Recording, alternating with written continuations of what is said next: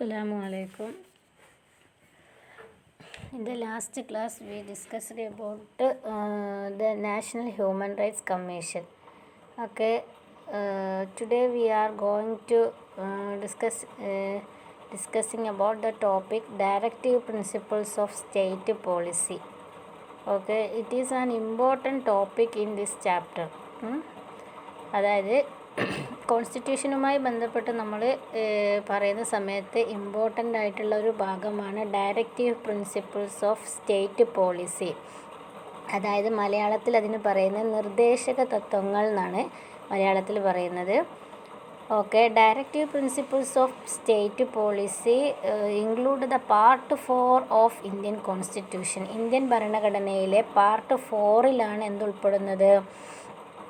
Directive Principles, and the Article 36 to 51 deals with the Directive Principles. അതായത് ഭരണഘടനയിലെ 36 മുതൽ 51 വരെയുള്ള ആർട്ടിക്കിൾസ് എന്തിനെ കുറിച്ചിട്ട് പറയുന്നതാണ്? Directive principles of state policy. And the concept of directive principles of the state policy is borrowed from the Irish constitution. ഇപ്പോൾ നമ്മളറിയാം, നമ്മൾ കോൺസ്റ്റിറ്റ്യൂഷനിലെ പല കൺസെപ്റ്റുകളും നമ്മൾ എന്ത് ചെയ്തിട്ടുണ്ട്, പുറമേ നിന്നൊക്കെ ബോറോ ചെയ്തതാണ്, കടമെടുത്തതാണ്. അതുപോലെ തന്നെ directive principles of state policy നമ്മൾ എവിടെ നിന്ന് എടുത്തതാണ്? ഐറിഷ് കോൺസ്റ്റിറ്റ്യൂഷൻ, അയർലൻഡിൽ നിന്ന് നമ്മൾ കടമെടുത്ത ബോറോയിങ് ഐഡിയയാണ് എന്ത്? Directive principles. ഇനി ഡയറക്റ്റീവ് പ്രിൻസിപ്പിൾസ് എന്താണ്? What is mean by directive principles of state policy, and what is the important features, and what is its important functions in the society, അതൊക്കെ നമുക്ക് explain ചെയ്യാൻ പോകുന്നത്. There are some goals which are desirable to achieve, but legally enforcing them would be a problematic. അതാണ് അതിൻ്റെ important ആയിട്ടുള്ളതും, അതായത് basic ആയിട്ടുള്ളൊരു concept.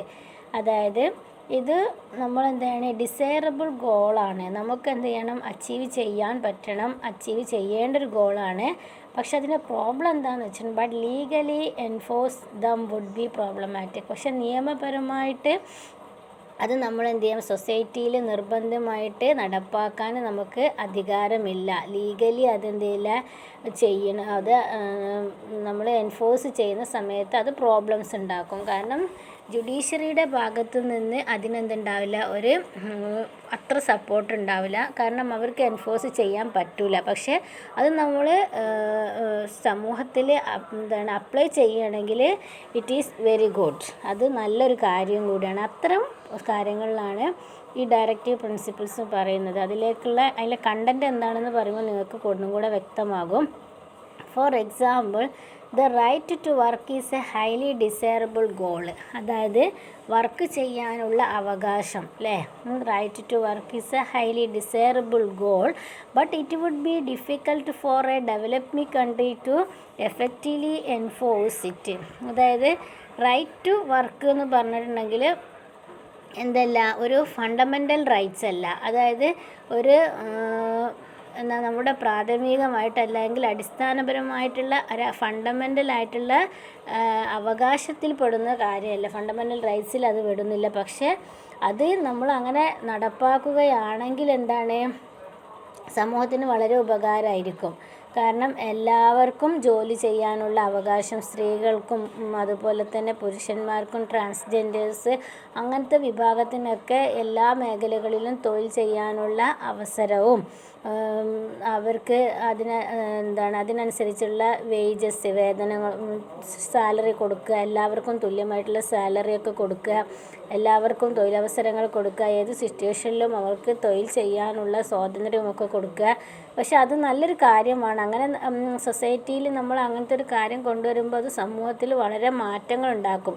പക്ഷേ ഇന്ത്യ പോലെയുള്ള അല്ലെങ്കിൽ അതുപോലെയുള്ള ഡെവലപ്പിംഗ് കൺട്രി, അതായത് വികസിച്ചു കൊണ്ടിരിക്കുന്ന അതായത് വികസ്വര രാജ്യങ്ങളിൽ ഇത് പൂർണ്ണ അർത്ഥത്തിൽ നടപ്പാക്കുക എന്നുള്ളത് വളരെ ബുദ്ധിമുട്ടുള്ള കാര്യമാണ്. പല പ്രശ്നങ്ങളുണ്ടാവും. അപ്പോൾ നമ്മൾ റൈറ്റ് ടു വർക്ക് നമുക്ക് ഫണ്ടമെൻ്റൽ റൈറ്റ് അല്ല എന്ന് പറഞ്ഞിട്ട്, അല്ലെങ്കിൽ നമുക്കത് ആരെങ്കിലും അത് ഒരു ജോലി നിഷേധിക്കുകയോ അത് തരാൻ പറ്റില്ല എന്ന് എന്തെങ്കിലും ഒരു പ്രോബ്ലം പറയുന്ന സമയത്ത് നമുക്ക് അങ്ങനെ കോടതിയെ സമീപിക്കാൻ പറ്റില്ല. അവരുടെ കുറച്ച് റൂൾസ് റെഗുലേഷൻസ് ഒക്കെ ഉണ്ടാവും. അത് വെച്ചിട്ട് നമ്മൾ അതിന് പ്രാപ്തനാണെങ്കിൽ നമുക്ക് തരാം. അല്ലാതെ അതിന് ഇപ്പോൾ ചില കണ്ടീഷൻസിലൊക്കെ സ്ത്രീകൾക്ക് ജോലി ചെയ്യാൻ പറ്റാത്ത കണ്ടീഷൻസുകളുണ്ടാവും ചില അവസരങ്ങളിലൊക്കെ. പക്ഷേ സ്ത്രീകൾ അതിന് വില്ലിങ് ആണെങ്കിൽ കൂടിയിട്ട് ആ സിറ്റുവേഷൻ അവർക്ക് എന്ത് ചെയ്യാൻ പറ്റില്ല, പറ്റാത്തൊരു സിറ്റുവേഷൻ ആയതുകൊണ്ട് ചിലപ്പോൾ അവരെന്തെങ്കിലും അതിനനുവദിക്കൂല. അപ്പോൾ അങ്ങനത്തെ ഒക്കെ സിറ്റുവേഷനിൽ അവർക്ക് എന്ത് ചെയ്യാൻ പറ്റില്ല, കോടതിയെ സമീപിച്ചിട്ട് അത് നേടിയെടുക്കാൻ പ്രയാസമായിരിക്കും. കാരണം അങ്ങനെ അത് ഡയറക്റ്റീവ് പ്രിൻസിപ്പിളിൽ ഉൾപ്പെടുന്ന കാര്യമാണ്. അങ്ങനെ ആവുന്ന സമയത്ത് കോടതിക്ക് അത് ജസ്റ്റിഫൈ ചെയ്യാൻ സാധിക്കില്ല. Okay, but it would be difficult for developing country to effectively enforce. അപ്പോൾ ഇന്ത്യ പോലുള്ള ഡെവലപ്പിംഗ് കൺട്രിയിൽ അത് പൂർണ്ണ അർത്ഥത്തിൽ നടപ്പാക്കുക എന്നുള്ളത് വളരെ ബുദ്ധിമുട്ടുള്ള കാര്യമാണ്. Similarly there are many other desirable objectives. ഇതുപോലെ എന്തുണ്ട്, കുറേ അധികം ഇങ്ങനത്തെ ഒരു ഒബ്ജക്റ്റീവ്സ് ഉണ്ട്. Such desirable objectives are included in the constitution as guidelines which may be followed by governments.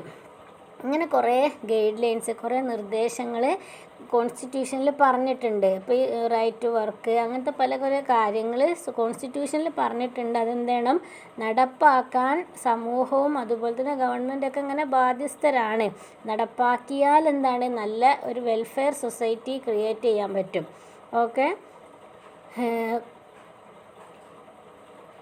These guidelines are not justiciable. പക്ഷേ പറഞ്ഞിട്ടുണ്ടെങ്കിൽ കൂടെ എന്താണ്, ഈ ഗൈഡ് ലൈൻസ് ആ കാര്യങ്ങൾ നോട്ട് ജസ്റ്റിസിബിൾ, എന്താണ്, നിയമത്തിൻ്റെ മുന്നിൽ എന്താണ് നിർബന്ധിച്ച് നമുക്ക് എന്ത് ചെയ്യാൻ പറ്റില്ല, ചെയ്യിപ്പിക്കാൻ പറ്റാത്തൊരു കാര്യമാണ്. ചെയ്താൽ എന്താണ്, ഇറ്റ് ഈസ് ഗുഡ്, അത് നല്ല കാര്യമാണ്, സൊസൈറ്റീൻ്റെ വെൽഫെയർ വെൽബീയിങ്ങിനൊക്കെ വേണ്ടിയിട്ട് നല്ലതാണ്.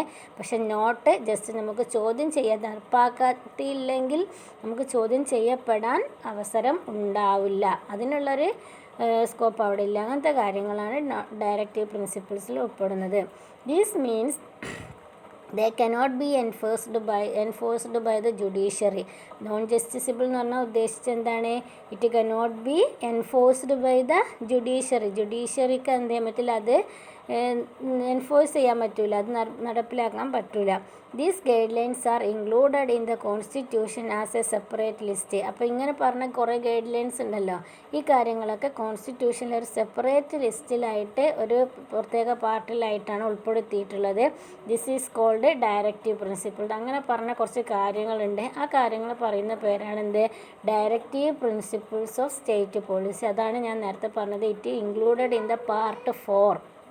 പാർട്ട് 4 എന്തിനെ പറ്റി മാത്രമാണ് പറഞ്ഞിട്ടുള്ളത്, ഡയറക്റ്റീവ് പ്രിൻസിപ്പിൾസിനെ പറ്റിയിട്ടുള്ളതാണ്. അപ്പം ഇതിൻ്റെ മെയിൻ ഉദ്ദേശം മനസ്സിലായല്ലോ. ഇത് നടപ്പാക്കിയത് എന്താണ്, സമൂഹത്തിലും അതുപോലെ തന്നെ ജനങ്ങൾക്കിടയിലൊക്കെ നല്ല ഒരു പ്രോസ്പെരിറ്റി ഉണ്ടാവും, സന്തോഷം ഉണ്ടാവും. ഗവൺമെൻറ്റിൻ്റെ പ്രവർത്തനങ്ങൾക്കൊക്കെ വളരെ അംഗീകാരം കിട്ടും ഇതൊക്കെ നടപ്പാക്കിയാൽ. പക്ഷേ അത് നടപ്പാക്കിയില്ല എന്ന് വിചാരിച്ച് നമുക്ക് എന്ത് ചെയ്യാൻ പറ്റില്ല, കോർട്ടിനെ സമീപിക്കാൻ പറ്റില്ല. അതായത് നോൺ ജസ്റ്റിസിബിളാണ്, ചോദ്യം ചെയ്യപ്പെടാൻ പറ്റില്ല, നടപ്പാക്കിയാൽ നല്ലതാണ്. ഇത്തരം കുറച്ച് ഗൈഡ് ലൈൻസ് കോൺസ്റ്റിറ്റ്യൂഷനിൽ പറഞ്ഞിട്ടുണ്ട്, നടപ്പാക്കിയാൽ നല്ലതാണ്. ആ കാര്യങ്ങൾ പറയുന്ന പേരാണ് എന്താണ്, directive principles of state policy. ഇനി അതിൽ പറഞ്ഞ കാര്യങ്ങൾ ഏതൊക്കെയാണെന്ന് നമുക്ക് പറയുന്നുണ്ട്, ആ ഗൈഡ് ലൈൻസിൽ പറഞ്ഞ കാര്യങ്ങൾ. ഇനി main goals of the directive principles. Directive പ്രിൻസിപ്പിൾസിൻ്റെ പ്രധാനമായിട്ടുള്ള ലക്ഷ്യങ്ങൾ എന്തൊക്കെയാണെന്ന് ചോദിച്ചിട്ടുണ്ടെങ്കിൽ 4 ഗോൾസാണ് ഇവിടെ പറയുന്നത്. ഒന്നാമത്തേത് form a welfare state. A welfare state provide a wide range of social services. അതായത് ഒരു വെൽഫെയർ ആയിട്ടുള്ള ഒരു സമൂഹത്തിനും അതേപോലെ തന്നെ എല്ലാ ഇൻഡിവിജ്വൽസിനൊക്കെ ഒരു നല്ല രൂപത്തിൽ ജീവിതം സാധ്യമാക്കുന്ന രൂപത്തിലുള്ള ഒരു സൊസൈറ്റി ക്രിയേറ്റ് ചെയ്യപ്പെടുക. അല്ലെങ്കിൽ wide range of social services, വിവിധങ്ങളായിട്ടുള്ള സാമൂഹിക സേവനങ്ങൾ ഒക്കെ ലഭ്യമായിട്ടുള്ള ആ സാമൂഹിക സേവനത്തിലൂടെ ജീവിക്കുന്ന ഒരു സൊസൈറ്റിയെ ക്രിയേറ്റ് ചെയ്യപ്പെടുക എന്നുള്ളതാണ് ഇതിൻ്റെ ഒരു ലക്ഷ്യം. രണ്ടാമത്തെ ഗോൾ എന്താണെന്ന് വെച്ചിട്ടുണ്ടെങ്കിൽ ensure social, economical and political justice. സാമൂഹികപരമായിട്ടും സാമ്പത്തികപരമായിട്ടും രാഷ്ട്രീയപരമായിട്ടുമുള്ള ജസ്റ്റിസ്, നീതി എല്ലാവർക്കും തുല്യമാക്കുക. എല്ലാ അതായത് സൊസൈറ്റിയിലെ എല്ലാവരെയും തുല്യരായിട്ട് കണക്കാക്കുക. എക്കണോമിക്കലായിട്ട് എല്ലാവർക്കും ഏകദേശം എല്ലാവർക്കും സാമ്പത്തികമായിട്ട് ഒരു ഈക്വലായിട്ടുള്ള പ്രോസ്പെരിറ്റി ഒക്കെ അവിടെ എൻഷുർ ചെയ്യുക. അതായത് സമൂഹത്തിൽ കുറച്ച് ആൾക്കാർ ഏറ്റവും ഉയർന്ന നിരയിലുള്ളതും കുറേ ആൾക്കാർ ഏറ്റവും താഴേക്കിടയിലുള്ളതായിട്ടുള്ള ആ ബൗണ്ടറി, അതൊക്കെ ആ മാർജിൻ കുറച്ച് കൊണ്ടുവന്നിട്ട് എല്ലാവർക്കും ഏകദേശം എക്കണോമിക് ഇക്വാലിറ്റി ഒക്കെ ഒരുപോലെ ആക്കാൻ വേണ്ടിയിട്ട് പ്രവർത്തിക്കുക. അതുപോലെ തന്നെ പൊളിറ്റിക്കൽ ജസ്റ്റിസ്, രാഷ്ട്രീയപരമായിട്ടുള്ള കാര്യങ്ങളിൽ എല്ലാവർക്കും തുല്യ ഇടപെടലുകളും തുല്യ പങ്കാളിത്തവും ഒക്കെ ഉണ്ടാക്കുക. അതാണ് രണ്ടാമത്തെ ഗോളായിട്ട് പറയുന്നത്. മൂന്നാമത്തെ ഗോൾ എന്താണെന്ന് വെച്ചാൽ ensure equitable distribution of resources and rise the standard of living of the people. അതായത് ensure the equitable distribution of resources, അതായത് ഓരോ റിസോഴ്സസ് ഇപ്പോൾ നമുക്ക് ഓരോ സ്ഥലത്തും ഓരോ റിസോഴ്സസ് ഉണ്ടാവും. കാർഷിക വിഭവങ്ങളായാലും വ്യാവസായികമായിട്ട് ബന്ധപ്പെട്ടുള്ള സാധനങ്ങളായും അതൊക്കെ ജനങ്ങളിലേക്ക് ഡിസ്ട്രിബ്യൂട്ട് ചെയ്യുന്ന സമയത്ത് ഒരു ഇക്വിറ്റബിൾ ഡിസ്ട്രിബ്യൂഷൻ ഓഫ് ഉണ്ടാകുക. അതായത് ചില ആളുകളുടെ മാത്രം കയ്യിൽ ഇതൊക്കെ ഒതുങ്ങിപ്പോകുക, വേറെ ചില ആളുകളിലേക്ക് എത്താതിരിക്കുക. ഇങ്ങനത്തെ ഒരു അൺഈക്വാലിറ്റി ഒന്നും എന്ത് ചെയ്യാൻ പറ്റില്ല, ഇനീക്വാലിറ്റി ഒന്നും അവിടെ പാടില്ല.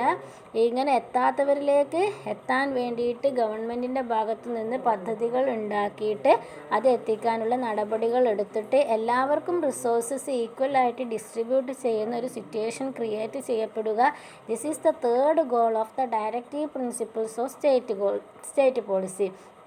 And the fourth goal is that promotion of international peace. അതായത് രാഷ്ട്രങ്ങൾ തമ്മിലുള്ള സാഹോദര്യവും സമാധാനവും ഒക്കെ എസ്റ്റാബ്ലിഷ് ചെയ്യുക. അന്തർദേശീയപരമായിട്ടുള്ള സമാധാന സഹചര്യവും സൗഹൃദവും ഒക്കെ എന്ത് ചെയ്യുക, നിലനിർത്തുക. അതിന് വേണ്ടിയിട്ട് പ്രവർത്തിക്കുക. ഇതാണ് അടുത്ത ഗോള്. ഇത് ഗോളാണ്, ലക്ഷ്യമാണ് കേട്ടോ. Next policies. അതായത് പോളിസികൾ എന്തൊക്കെയാണെന്ന്. അതായത് to ensure uniform civil code. അവർ നടപ്പിലാക്കാൻ ഉദ്ദേശിക്കുന്ന ചില പോളിസീസാണ്, നടപ്പിലാക്കിയിട്ടില്ല. അതായത് എൻഷുർ യൂണിഫോം സിവിൽ കോഡ്. ഇപ്പോൾ നിങ്ങൾക്കറിയാം യൂണിഫോം സിവിൽ കോഡ് എന്ന് പറഞ്ഞിട്ടുണ്ടെങ്കിൽ ഡയറക്റ്റീവ് പ്രിൻസിപ്പിളിൽ പറയുന്ന ഒരു പ്രധാനപ്പെട്ട ഒരു കാര്യമാണ്. ഈ യൂണിഫോം സിവിൽ കോഡ് എന്ന് പറഞ്ഞാൽ ഇപ്പോൾ നമ്മുടെ ഇന്ത്യയിൽ നിയമം എന്ന് പറഞ്ഞിട്ട് ലോ എന്ന് പറഞ്ഞാൽ രണ്ട് തരത്തിലാണ്. ഒന്ന് ക്രിമിനൽ ലോയും രണ്ടാമത്തെ സിവിൽ ലോയും. അതായത് ക്രിമിനൽ ലോ എന്ന് പറഞ്ഞിട്ടുണ്ടെങ്കിൽ എന്തെങ്കിലും ഒരു കുറ്റം ചെയ്തിട്ടുണ്ടെങ്കിൽ എന്താണ്, ഒരാളെ എന്തെങ്കിലും അക്രമം ചെയ്തിട്ടുണ്ടെങ്കിൽ അയാൾക്ക് പണിഷ്മെൻറ്റ് കൊടുക്കും. അത് ഏതാളാണോ, ഏത് റിലീജിയൻ നിന്നാണോ, ഏത് സ്റ്റേറ്റിൽ നിന്നുള്ളതാണോ, അങ്ങനെയൊന്നും ഒരു വ്യത്യാസവും കാണിക്കാതെ അവർക്ക് പണിഷ്മെൻറ്റ് കിട്ടും. പക്ഷേ സിവിൽ നിയമങ്ങൾ എന്ന് പറഞ്ഞിട്ടുണ്ടെങ്കിൽ സിവിൽ നിയമങ്ങൾ എന്ന് പറഞ്ഞാൽ വ്യക്തി നിയമങ്ങൾ. അതായത് ആ വ്യക്തികൾ ചിലപ്പം അത് ഓരോരുത്തർക്കും വ്യത്യാസമായിട്ടായിരിക്കും. അതായത് ഓരോ റിലീജിയനൊക്കെ എന്താണ് വ്യത്യാസമായിരിക്കും ഓരോ വ്യക്തി നിയമങ്ങൾ. ഹിന്ദു വ്യക്തി നിയമമായിരിക്കില്ല മുസ്ലിംസിലുണ്ടാവുക, അതുപോലെ തന്നെ ക്രിസ്ത്യൻ, അങ്ങനെ ഓരോ റിലീജിയൻസും അവരുടെ വ്യക്തി നിയമങ്ങൾ വ്യത്യാസമായിരിക്കും. വ്യക്തി നിയമങ്ങളിൽ പെടുന്നത് ആണ് എന്ത്, വിവാഹത്തിൻ്റെ പ്രൊസീജിയേഴ്സ്, ഡൈവേഴ്സ്, അതുപോലെ തന്നെ സ്വത്തിനുള്ള അവകാശം, അങ്ങനത്തെ പലതരത്തിലുള്ള അതായത് അവരുടെ ഹോളി സ്ക്രിപ്റ്റേഴ്സിൽ ഒക്കെ പറയുന്ന ആ പ്രൊസീജിയർ ഫോളോ ചെയ്ത്. ഇപ്പോൾ for example in the case of Muslim റിലീജിയനിലെ മാരേജ് പ്രൊസീജിയർ, ഡൈവേഴ്സ് പ്രൊസീജിയർ, അതേപോലെ തന്നെ സ്വത്തവകാശത്തിനുള്ള പാരമ്പര്യമായിട്ട് കിട്ടുന്ന സ്വത്തവകാശം, ഇതൊക്കെ നമ്മുടെ സ്ക്രിപ്റ്റുകളിൽ, അതായത് ഖുർആൻ, ഹദീസ് അങ്ങനത്തെ ബേസിലാണ് നമ്മൾ എന്ത് ചെയ്യുന്നത്, ഇത് ഫോളോ ചെയ്യുന്നത്. അപ്പോൾ യൂണിഫോം സിവിൽ കോഡ് എന്താണ് പറയുന്നതെന്ന് വെച്ചിട്ടുണ്ടെങ്കിൽ ഇങ്ങനെ ഫോളോ ചെയ്യാതെ ഇന്ത്യയിലെ എല്ലാ മതസ്ഥരായുള്ള വിഭാഗക്കാർക്കും ഒരേ നിയമം കൊണ്ടുവരാം. വിവാഹത്തിൻ്റെ കാര്യത്തിലായാലും ഡൈവേഴ്സിൻ്റെ കാര്യത്തിലായാലും സ്വത്തവകാശത്തിൻ്റെ കാര്യത്തിലായാലും ഇങ്ങനെ ഒരു വ്യക്തിയെ ബാധിക്കുന്ന വ്യത്യസ്തമായിട്ടുള്ള ഓരോ കാര്യങ്ങളിലുള്ള നിയമങ്ങളിലും ഇന്ത്യയിലെ എല്ലാ പൗരന്മാർക്കും തുല്യമായിട്ടുള്ള ഒരു നിയമം നടപ്പാക്കുക. This is the uniform civil code. അല്ലേ? അപ്പം നമ്മുടെ നിക്കാഹിൻ്റെ പ്രൊസീജിയർ അങ്ങനത്തെ കാര്യങ്ങളൊന്നുമില്ല. ഒരു നിയമം നടപ്പാക്കും ഇന്ത്യൻ പാർലമെൻറ്റ്, എങ്ങനെയാണ് മാരേജിൻ്റെ പ്രൊസീജിയർ ഉണ്ടാവുക. അത് വെച്ചിട്ട് ഹിന്ദു ആണെങ്കിലും മുസ്ലിം ആണെങ്കിലും ക്രിസ്ത്യൻ ആണെങ്കിലും ബുദ്ധമതക്കാരനാണെങ്കിലും ആ രൂപത്തിൽ എന്ത് ചെയ്യുക, വിവാഹം രജിസ്റ്റർ ചെയ്യുക. അതുപോലെ തന്നെ ഡൈവേഴ്സ് ആണെങ്കിൽ ആ രൂപത്തിൽ, സ്വത്ത് അവകാശം ആ രൂപത്തിൽ, അങ്ങനെ രൂപത്തിൽ കാര്യങ്ങൾ പോകും. അപ്പം ഇത് നടപ്പാക്കാൻ ഗവൺമെൻറ് ഇങ്ങനെ പല പദ്ധതികളും ഒക്കെ ആയിട്ട് ഇങ്ങനെ മുന്നോട്ട് വരുന്ന കാര്യമൊക്കെ നിങ്ങൾക്ക് അറിയാം. പല പ്രശ്നങ്ങളൊക്കെ ഉണ്ടായിരുന്നു. അപ്പം മുസ്ലിം കമ്മ്യൂണിറ്റി അതുപോലെ പല റിലീജിയസ് കമ്മ്യൂണിറ്റികളും ഇതിനെ എതിർത്തുകൊണ്ട് മുന്നോട്ട് വന്നിട്ടുണ്ട്. കാരണം അവരുടെ വിശ്വാസപരമായ കാര്യങ്ങളുമായിട്ട് ഇത് ബന്ധപ്പെടുത്തുമ്പോൾ അവർക്കത് പൊരുത്തപ്പെട്ടു പോകാൻ പറ്റാത്ത കാര്യമായതുകൊണ്ട് അതിന് കുറേ എതിർപ്പുകളൊക്കെ ഉണ്ടായിട്ടുണ്ട്. അതുകൊണ്ട് നടപ്പിലാക്കിയിട്ടില്ല. പിന്നെ നിങ്ങളുടെ ഒരു അഡീഷണൽ ഇൻഫർമേഷനിലേക്ക് ഞാൻ പറയുകയാണ്, ഇന്ത്യയിൽ യൂണിഫോം സിവിൽ കോഡ് നടപ്പാക്കിയ ഏക സംസ്ഥാനമാണ് ഗോവ സംസ്ഥാനം. ഇന്ത്യയിലെ ഏറ്റവും ചെറിയ സംസ്ഥാനമായിട്ടുള്ള ഗോവയാണ് യൂണിഫോം സിവിൽ കോഡ്. അത് കുറേ ബ്രിട്ടീഷുകാരുടെ പോർച്ചുഗീസിൻ്റെ ഒക്കെ കോളനിയല്ല, ആ ഒരു സമയത്ത് അങ്ങനെ വന്നതാണ്. അല്ലാതെ ഇപ്പം അടുത്ത കാലത്തൊന്നും നടപ്പാക്കിയതല്ല ഗോവ സംസ്ഥാനം. ഓക്കെ, ഇനി നെക്സ്റ്റ് അവരുടെ ഒരു പോളിസി എന്താണെന്ന് വെച്ചിട്ടുണ്ടെങ്കിൽ prohibition of consumption of alcoholic liquor, അതായത് ആൽക്കഹോള് മദ്യനിരോധനം അല്ലേ, അത് നിരോധിക്കുക എന്നുള്ളത് അവരുടെ ഒരു പോളിസിയാണ്. ഇപ്പം മദ്യം നിരോധിച്ചിട്ടില്ല അല്ലേ. ഏറ്റവും കൂടുതൽ വരുമാനം ഈ കൊറോണ സീസണിലൊക്കെ ഏറ്റവും കൂടുതൽ ഗവൺമെൻറ്റിന് വരുമാനം കിട്ടിയ ഒരു മേഖലയാണ് ഇത് മദ്യത്തിൻ്റെ അല്ലേ, എക്സൈസ് ആയിട്ടുള്ള ആ ഒരു നികുതി. അപ്പം അത് എന്തുകൊണ്ടാണ് അത് ഇറാഡിക്കേറ്റ് ചെയ്യാൻ വേണ്ടിയിട്ട് ഒരു പോളിസി ആയിട്ട് പറയാൻ കാരണം എന്ന് ചോദിച്ചിട്ടുണ്ടെങ്കിൽ അത് കുറേ ജീവിതങ്ങൾ എന്ത് ചെയ്തിട്ടുണ്ട്, താറുമാറാക്കിയിട്ടുണ്ട്. പല കുടുംബങ്ങളെയും ശിഥിലമാക്കാൻ അത് കാരണമായിട്ടുണ്ട്. കുറേ കുട്ടികൾ അനാഥാലയങ്ങളിലേക്ക് പോകാനൊക്കെ ഇത് കാരണമായിട്ടുണ്ട്. സോ അത് ഇറാഡിക്കേറ്റ് ചെയ്തിട്ടുണ്ടെങ്കിൽ സൊസൈറ്റീൻ്റെ ഒരു വെൽഫെയർ ആയിരിക്കും, നല്ലതായിരിക്കും, അത് ഉദ്ദേശിച്ചിട്ടാണ്. ഓക്കെ, അപ്പോൾ ഇതൊന്നും നമ്മൾ പോളിസിയാണ്, ഇതൊന്നും നടപ്പാക്കിയിട്ടില്ല നമുക്കറിയാം. ഓക്കെ, മൂന്നാമത്തെ ഒരു പോളിസി എന്താ, പ്രൊമോഷൻ ഓഫ് കോട്ടേജ് ഇൻഡസ്ട്രി, കുടിൽ വ്യവസായങ്ങൾ, ചെറുകിട വ്യവസായങ്ങളൊക്കെ പ്രോത്സാഹിപ്പിക്കുക. അപ്പോൾ അത് നമുക്കറിയാം, ഇത് നിർബന്ധമാക്കിയൊന്നും കാര്യമില്ല. പക്ഷേ കുടുംബശ്രീ പോലെയുള്ള സഹകരണ സംഘങ്ങളുടെയൊക്കെ പ്രവർത്തന ഫലമായിട്ട് ഇപ്പോൾ ഇതൊക്കെ കുറേ എണ്ണം പ്രൊമോട്ട് ചെയ്തിട്ട് വരുന്നുണ്ട്. അപ്പോൾ എന്തുകൊണ്ടായിരിക്കും സ്ത്രീകൾക്കും അതുപോലെ തന്നെ റൂറൽ ഏരിയയിലൊക്കെ താമസിക്കുന്ന ജനങ്ങൾക്ക് അവർക്ക് തൊഴിലവസരങ്ങൾ സൃഷ്ടിക്കപ്പെടും, അവരുടെ എക്കണോമിക് ആയിട്ടുള്ള ഡെവലപ്മെൻറ്റ് ഉണ്ടാവും അല്ലേ. അപ്പോൾ വെൽഫെയർ ഓഫ് ദ സൊസൈറ്റി അവിടെ നടപ്പാക്കും. അപ്പം അതൊരു കാര്യം. Next prevention of slaughter of useful cattles, അതായത് നമ്മളത് നമ്മുടെ നിത്യജീവിതത്തിനായിട്ട് നമ്മൾ ഉപയോഗിക്കുന്ന പല കാറ്റിൽസ്, കൗ ആയാലും ബഫല്ലോ അങ്ങനത്തെ ഗോട്ട്, ഇതിനൊക്കെ എന്ത് ചെയ്യുക, അതിൻ്റെ കശാപ്പ് എന്ത് ചെയ്യുക, നിർത്തുക. ഇപ്പോൾ ഗോവധ നിരോധനമൊക്കെ ഉണ്ടല്ലോ നമ്മൾ പശുവിൻ്റെ അല്ലേ. അപ്പോൾ അതൊരു ശിക്ഷയായിട്ട് അതിനുമായിട്ട് പല പ്രശ്നങ്ങളൊക്കെ സൊസൈറ്റിയിലൊക്കെ നമ്മൾ കേട്ടതാണ്. അപ്പം അതവർ ദൈവമായിട്ട് ബന്ധപ്പെട്ടതാണ് അത്. പക്ഷേ എല്ലാ ജീവികളെയും ഇതുപോലെ കശാപ്പ് ചെയ്യുന്നത് നിരോധിച്ചിട്ട് ആ ജീവികളുടെ ഒരു അവകാശത്തെ എന്ത് ചെയ്യണേ, സംരക്ഷിക്കുന്ന ഒരർത്ഥം കൂടിയാണ് അവരെ ഉദ്ദേശിച്ചിട്ടുള്ളത്. അപ്പോൾ അത് നിർത്തലാക്കുക. നെക്സ്റ്റ് എന്താണ്, പ്രൊമോഷൻ ഓഫ് വില്ലേജ് പഞ്ചായത്ത്, അതായത് ഗ്രാമപഞ്ചായത്തുകളുടെ പ്രൊമോട്ട് ചെയ്യുക. അതായത് ഗ്രാമപഞ്ചായത്തിൻ്റെ പ്രവർത്തനവും അതിൻ്റെ വിപുലീകരണം, അതിൻ്റെ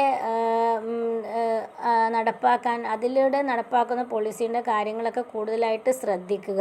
കാരണം നമുക്കറിയാം അധികാര വികേന്ദ്രീകരണം, ഡീസെൻട്രലൈസേഷൻ അല്ലേ, ഏറ്റവും ഒരു സൊസൈറ്റിയിലെ ഏറ്റവും ബേസിക് ആയിട്ടുള്ള ഒരു ഘടകമാണ് ഗ്രാമപഞ്ചായത്ത്. അപ്പോൾ ഈ വാട്ടർ ഡിസ്ട്രിബ്യൂഷന്, ഹെൽത്ത് അങ്ങനത്തെ ഒക്കെ കാര്യങ്ങളൊക്കെ ബേസിക്കായിട്ട് ജനങ്ങളുമായിട്ട് നേരിട്ട് ഇടപഴകിയിട്ട് അവരുടെ പ്രശ്നങ്ങൾ ഏറ്റവും ബേസിക്കായിട്ട് പ്രോബ്ലം സോൾവ് ചെയ്യുന്നൊരു മേഖലയാണ് ഗ്രാമപഞ്ചായത്ത്. അപ്പോൾ അതിൻ്റെ പ്രവർത്തനങ്ങൾ കൂടുതൽ സുതാര്യമായിട്ടുണ്ടെങ്കിൽ സ്വാഭാവികമായിട്ടും ബ്ലോക്ക് പഞ്ചായത്തിൽ, ജില്ലാ പഞ്ചായത്ത് മുകളിലോട്ട് പോകുമ്പോൾ കുറച്ചും കൂടെ കാര്യങ്ങൾ എന്തായിരിക്കും, ഈസിയായും സൊസൈറ്റി ഒന്നും കൂടെ വെൽബീയിങ് ആയിരിക്കും. എല്ലാ പ്രോബ്ലംസും പരിഹരിച്ചിട്ട് വാട്ടർ സപ്ലൈ, ഹെൽത്ത് അങ്ങനത്തെ എല്ലാ കാര്യങ്ങളും, സാനിറ്റേഷൻ എല്ലാ കാര്യങ്ങളും അവർക്ക് ശ്രദ്ധിക്കാൻ പറ്റും. അതുപോലെ തന്നെ തൊഴിലവസരങ്ങളുടെയൊക്കെ ഡിസ്ട്രിബ്യൂഷനൊക്കെ അവർക്ക് കൺട്രോൾ ചെയ്യാൻ പറ്റും. അപ്പോൾ കേരളം എന്ന സംസ്ഥാനം നമുക്കറിയാം ഈ പഞ്ചായത്ത് രാജ് സംവിധാനമൊക്കെ വളരെയധികം നല്ല രീതിയിൽ കൊണ്ടുപോകുന്ന ഒരു സംസ്ഥാനമാണ്, പഞ്ചായത്ത് രാജ് സിസ്റ്റമൊക്കെ. അപ്പോൾ അത് എന്ത് ചെയ്യുക, അതും കൂടെ ഇങ്ങനെ അവരുടെ പോളിസിയാണ്. ഇത് മാക്സിമം അതിൻ്റെ പഞ്ചായത്ത് രാജ് സംവിധാനമൊക്കെ നന്നായിട്ട് ശ്രദ്ധിച്ചിട്ടുണ്ടെങ്കിൽ അത് വെൽഫെയർ ഓഫ് ദ സൊസൈറ്റി ആയി മാറും. ഓക്കെ, ഇനി അപ്പോൾ അതൊക്കെയാണ് പറഞ്ഞ അവരുടെ പോളിസീസ്. ഇനി നോൺ ജസ്റ്റിസിബിൾ റൈറ്റ്സ്, അതും അതിൽ പറയുന്ന കാര്യം, അതായത് നമുക്ക് ചോദ്യം ചെയ്യപ്പെടാൻ അവകാശമില്ലാത്ത കുറച്ച് അവകാശങ്ങളുണ്ട്. അതായത് നമുക്കത് വേണ്ടതാണ്, അത് കിട്ടിയാൽ വളരെ ഉപകാരമായിരിക്കും ഓരോ ഇൻഡിവിജ്വലിനും, പക്ഷെ നമുക്ക് ചോദ്യം ചെയ്യപ്പെടാനുള്ള അവകാശം ഇല്ല. അത് ഏതൊക്കെയാണെന്ന് ചോദിച്ചിട്ടുണ്ടെങ്കിൽ അഡ്വക്കേറ്റ് ലിവ്ലിഹുഡ് അല്ലേ, അതായത് ഒരു അനുയോജ്യമായിട്ടുള്ളൊരു പാർപ്പിട സൗകര്യം. ഇപ്പോൾ നമ്മളെപ്പോഴും പത്രത്തിൽ കാണുന്നതാണ്, പല ആളുകൾക്കും ഇതിന് പ്രോപ്പറായിട്ടുള്ള ഒരു വീടില്ല, ഇലക്ട്രിസിറ്റി ഇല്ല, അങ്ങനത്തെ കാര്യങ്ങളൊക്കെ പ്രോബ്ലംസ് എപ്പോഴും നമ്മൾ കാണുന്നതാണ്. അപ്പോൾ അതൊക്കെ ശരിക്കും പറഞ്ഞാൽ ഒരു ബേസിക് ആയിട്ടുള്ള അവകാശമാണ്. പക്ഷെ അത് നമുക്ക് ഇല്ല എന്ന് വിചാരിച്ച് നമുക്ക് എന്ത് ചെയ്യാൻ പറ്റില്ല, കോർട്ടിനെ സമീപിക്കാൻ പാടില്ല. പക്ഷെ അങ്ങനെ ഉണ്ടാക്കാൻ ഒരു ഗവൺമെൻറ് എന്തെങ്കിലും ഒരു പ്രൊജക്റ്റ് എന്തെങ്കിലും കൊണ്ടുവന്നാൽ അത് ഏറ്റവും നല്ല ഒരു കാര്യം കൂടെയാണ്. കാരണം നമ്മൾ സമൂഹത്തിൽ എല്ലാവർക്കും ഒരു അനുയോജ്യമായ രൂപത്തിലുള്ള സുരക്ഷിത സ്വഭാവമുള്ള ഒരു പാർപ്പിടം എന്നുള്ളത് ഏറ്റവും നല്ല കാര്യമാണ്. ഇനി equal pay for equal work for woman and men, അതായത് തുല്യ ജോലിക്ക് തുല്യമായിട്ടുള്ള വേതനം, തുല്യമായിട്ടുള്ള സാലറി കൊടുക്കുക, അതാണ് മെന്നിനും വുമണിനും. അപ്പോൾ ചില കാര്യത്തിൽ നമുക്കറിയാം, ചില ഇതുപോലെ തന്നെ ജോലിക്ക് ആണുങ്ങൾക്ക് വേറെ സാലറി, സ്ത്രീകൾക്ക് വേറെ സാലറി, അങ്ങനത്തെ ഒരു സിസ്റ്റം ഉണ്ട് അല്ലേ, എപ്പോഴും ഉണ്ട്. പക്ഷെ നമുക്ക് അങ്ങനെ വിചാരിച്ചിട്ട് നമുക്ക് എന്ത് ചെയ്യാൻ പറ്റില്ല, കേസ് കൊടുക്കാൻ പറ്റില്ല. കാരണം ഓരോ ഡിഫറെൻറ്റ് ലൊക്കാലിറ്റിനനുസരിച്ച് അങ്ങനെ അവരെടുക്കുന്ന ജോലിനനുസരിച്ചൊക്കെ എന്ത് ചെയ്യുന്നുണ്ട്, അവരതിനെ മെഷർ ചെയ്യും, ഇത്രത്തോളം അവർക്ക് കപ്പാസിറ്റി ഉണ്ട്, അപ്പോൾ അവർ നല്ല ജോലി എടുക്കും, അങ്ങനത്തെ ഒക്കെ മെഷർ ചെയ്തിട്ടാണ് അവരെ പേ കൊടുക്കുന്നത്. അപ്പം അതങ്ങനെ ജസ്റ്റിസിബിൾ നമുക്ക് ചോദ്യം ചെയ്യപ്പെടാൻ പറ്റൂല. പക്ഷേ നമുക്കത് അങ്ങനെ ആണെങ്കിൽ കുറച്ചും കൂടെ എന്ത് ചെയ്യിക്കും, കാരണം ആ ഇനീക്വാലിറ്റി അവിടെ മാറിക്കിട്ടും അല്ലേ, മെന്നിനും വുമണിനായിട്ടുള്ള ആ ഒരു ഡിസ്ക്രിമിനേഷൻ അവിടെ മാറിക്കിട്ടും. റൈറ്റ് അഗെയിൻസ്റ്റ് എക്കണോമിക് എക്സ്പ്ലോയിറ്റേഷൻ, അതായത് സാമ്പത്തികമായിട്ടുള്ള ചൂഷണത്തിന് എതിരെ ഉള്ള ഒരു റൈറ്റാണ് അവിടെ പറയുന്നത്. കാരണം നമുക്കറിയാം പല മേഖലകളിലും എന്ത് ചെയ്യുന്ന സാമ്പത്തിക ചൂഷണങ്ങൾ നടക്കുന്നുണ്ട്. അപ്പോൾ നമുക്കറിയാം ഒരു സാധനം തന്നെ നമ്മൾ ഒരു അത്യാവശ്യം വലിയൊരു മാർക്കറ്റിൽ നിന്ന് വാങ്ങുകയാണെങ്കിൽ അതിനൊരു പൈസ നമ്മൾ കൊടുക്കണം. ആ സെയിം സാധനം തന്നെ നമ്മളുടെ അടുത്തുള്ള ചെറിയൊരു കടയിൽ നിന്ന് വാങ്ങുമ്പോൾ വേറൊരു പൈസ നമ്മൾ കൊടുക്കണം. അപ്പോൾ ശരിക്കും സെയിം സാധനത്തിന് ഡിഫറെൻ്റ് ആയിട്ടുള്ളൊരു പൈസ ഡിഫറെൻറ്റ് സ്ഥലത്ത്. അപ്പോൾ അതൊക്കെ ഒരു ഉപഭോക്താവിനെ ചൂഷണം ചെയ്യണം അല്ലേ. ഇതുപോലെ പല മേഖലകളിലും എന്തുണ്ട്, ചൂഷണങ്ങൾ നടക്കുന്നുണ്ട്, എക്കണോമിക് ആയിട്ടുള്ള എക്സ്പ്ലോയിറ്റേഷൻ നടക്കുന്നുണ്ട്. അപ്പോൾ ഇതൊക്കെ സൊസൈറ്റിയിൽ നിന്ന് മാറിക്കിട്ടുകയാണെന്നുണ്ടെങ്കിൽ ഏറ്റവും എല്ലാ ആളുകൾക്കും വളരെ ഉപകാരപ്രദമാകുന്ന ഒരു കാര്യമാണ്. Okay, right to work. അടുത്തതാണ് എന്താണ്, ജോലി ചെയ്യാനുള്ള അവകാശം. അപ്പോൾ നേരത്തെ ഞാനത് പറഞ്ഞു, എല്ലാ മേഖലകളിലും എന്ത് ചെയ്യുന്നില്ല, എല്ലാ ആളുകളെയും എടുക്കുന്നില്ല. ഇപ്പോൾ മെൻ ആൻഡ് വുമൺ ആണെങ്കിൽ ചില മേഖലകളിൽ മെന്നിനാണ് പ്രിഫറൻസ് കൊടുക്കുന്നത്. അത് വുമൺ ആ തൊഴിൽ കണ്ടീഷൻ എന്താണ്, വർക്ക് കണ്ടീഷൻ അവർക്ക് സ്യൂട്ടബിൾ അല്ലാത്തതുകൊണ്ട് ചിലപ്പോൾ അവർക്ക് വുമണിന് പ്രൊവൈഡ് ചെയ്യുന്നില്ല. പക്ഷെ അങ്ങനെ കൊടുത്തിരുന്നെങ്കിൽ, അങ്ങനെ വില്ലിങ് ആയിട്ട് വരുന്ന വുമൺസിന് അത് കൊടുത്തിരുന്നെങ്കിലൊക്കെ അവർക്ക് ഉപകാരമായിരുന്നു. പക്ഷെ അത് നമുക്ക് തരുന്നില്ലെങ്കിൽ കൂടി നമുക്കതിനെ ചോദ്യം ചെയ്യപ്പെടാനുള്ള അവിടെ സ്കോപ്പില്ല. Okay, right to of children to free and compulsory education. ഇതിപ്പോൾ നമ്മൾ അതായത് കുട്ടികൾക്ക് നിർബന്ധിതവും സൗജന്യവുമായിട്ടുള്ള വിദ്യാഭ്യാസം നമ്മൾ പറഞ്ഞിട്ടുണ്ട്. അത് എന്തായിരുന്നു, അത് ഫണ്ടമെൻ്റൽ റൈറ്റ്സിലേക്ക് മാറി അമെൻമെൻറ്റ് പ്രകാരം. ആദ്യം അത് അങ്ങനെ അല്ലായിരുന്നു. ഓക്കെ, ഇനി part 4 of Indian constitution directive principles of state policy envisages of idea of welfare state. ഇപ്പോൾ ഞാൻ നേരത്തെ പറഞ്ഞു, അപ്പോൾ അതിൻ്റെ പോയിൻറ്റുകളാണ് പറയുന്നത്. ഡയറക്റ്റീവ് പ്രിൻസിപ്പിൾസിൻ്റെ പാർട്ട് 4ലാണ് അത് എക്സ്പ്ലെയിൻ ചെയ്യുന്നത്. ഇനി next point, it gives a number of directions to the state, removal of social and legal disabilities. അപ്പോൾ ഇത് കുറേ ഡയറക്ഷൻസ് കൊടുക്കുന്നുണ്ട്, കുറേ നിർദ്ദേശങ്ങൾ കൊടുക്കുന്നുണ്ട്. ഡയറക്റ്റീവ് പ്രിൻസിപ്പിൾസ് ആണല്ലോ, അപ്പോൾ ഡയറക്ഷൻ കൊടുക്കുന്നുണ്ട് ആർക്ക്, സ്റ്റേറ്റിന്. അതായത് സെൻട്രൽ ഗവൺമെൻറ്റിനാണെങ്കിലും സ്റ്റേറ്റ് ഗവൺമെൻറ്റിനാണെങ്കിലും കുറേ ഡയറക്ഷൻസ് കൊടുക്കുന്നുണ്ട്. ആ ഡയറക്ഷൻസ് ഏതൊക്കെയെന്ന് ചോദിച്ചിട്ടുണ്ടെങ്കിൽ, removal of social and legal disabilities, അതായത് സാമൂഹികപരമായിട്ടുള്ള നിയമപരമായിട്ടുള്ള ഡിസബിലിറ്റീസ്, അതുപോലെ തന്നെ എൻഷുറിങ് സോഷ്യൽ ജസ്റ്റിസ്, സാമൂഹിക നീതി, അതുപോലെ തന്നെ റിഡക്ഷൻ ഓഫ് എക്കണോമിക് ഇൻഇക്വാലിറ്റീസ്, സാമ്പത്തികമായിട്ടുള്ള അസന്തുലിതമായിട്ടുള്ള അവസ്ഥ, അതുപോലെ providing equal opportunities through provision of social services like health care, അതായത് ഈക്വൽ ഓപ്പർച്യൂണിറ്റീസ് കൊടുക്കുക എവിടെ, through provision of social services like ഏതൊക്കെ മേഖലകളിൽ കൊടുക്കുക, health care, family planning, education, housing, hospitals, ഇതിലൊക്കെ ഈക്വൽ ഓപ്പർച്യൂണിറ്റീസ് കൊടുക്കുക. സമൂഹവുമായിട്ട് ഇടപെടുന്ന മേഖലകളുണ്ടല്ലോ, അതായത് health care, family planning, education, ഇതിലൊക്കെ എല്ലാവർക്കും അവസരങ്ങൾ കൊടുക്കുക. പിന്നെ അടുത്ത പോലെ it requires the state to provide special attention to SC and ST and backward classes and women, അതായത് ഇതിലൂടെ തന്നെ വേറെ പറയുന്ന കാര്യം, it require the state to provide special attention, ആർക്കൊക്കെ സ്പെഷ്യൽ അറ്റൻഷൻ കൊടുക്കണം, SC STക്ക്, അതുപോലെ തന്നെ ബാക്ക്വേർഡ് ക്ലാസ്സസ്, അതുപോലെ തന്നെ വുമൺ, സ്ത്രീകൾക്കും പട്ടികജാതി പട്ടിക വകുപ്പ് വിഭാഗക്കാർക്ക്, ഇവർക്കായിട്ട് പ്രത്യേക നിയമങ്ങളൊക്കെ ഉണ്ട്. പക്ഷേ ഇങ്ങനെ കുറച്ച് എൻഫോഴ്സ് ചെയ്യപ്പെടാതെ തന്നെ ഇങ്ങനെ കുറച്ച് സ്പെഷ്യൽ അറ്റൻഷൻ കൊടുത്തിട്ടുണ്ടെങ്കിൽ അത് സമൂഹത്തിലുള്ള ഇനീക്വാലിറ്റീസൊക്കെ കുറേയൊക്കെ കുറച്ചിട്ട് ഒരു വെൽഫെയർ സ്റ്റേറ്റ് ക്രിയേറ്റ് ചെയ്യപ്പെടാൻ സഹായിക്കുന്ന പറയുന്നത്. The state should take step against the concentration of wealth in the hands of a few individuals. അപ്പോൾ അത് പറയുന്ന വേറൊരു ഇമ്പോർട്ടൻ്റ് കാര്യമാണ്. ഇങ്ങനെ ചെയ്തിട്ടുണ്ടെങ്കിൽ അപ്പോൾ നമുക്ക് ചില സമയത്ത് വെൽത്ത്, സമൂഹത്തിലെ സമ്പത്തൊക്കെ ഒരു വരേണ്യ വിഭാഗത്തിൻ്റെ കൈകളിൽ മാത്രം ഒതുങ്ങി നിൽക്കുന്നൊരു സിസ്റ്റം ഉണ്ടാവും. സമൂഹത്തിൽ കുറേ താഴേക്കിടയിലുള്ള കുറേ ആളുകൾ ഒരു നേരത്തെ ഭക്ഷണത്തിന് പോലും വകയില്ലാതെ, പാർപ്പിട സൗകര്യങ്ങളൊന്നും ഇല്ലാതെ തന്നെ വളരെ കഷ്ടപ്പെട്ട് ജീവിക്കുന്ന വിഭാഗം ഉണ്ടാവും. പക്ഷേ ബാക്കി ഒരു സമൂഹത്തിൻ്റെ വേറൊരു ഭാഗം നോക്കുന്ന സമയത്ത് അവർ വളരെയധികം സാമ്പത്തികമായ അഭിവൃദ്ധി നേടിയിട്ടുള്ള ഒരു സിറ്റുവേഷൻ ആയിരിക്കും.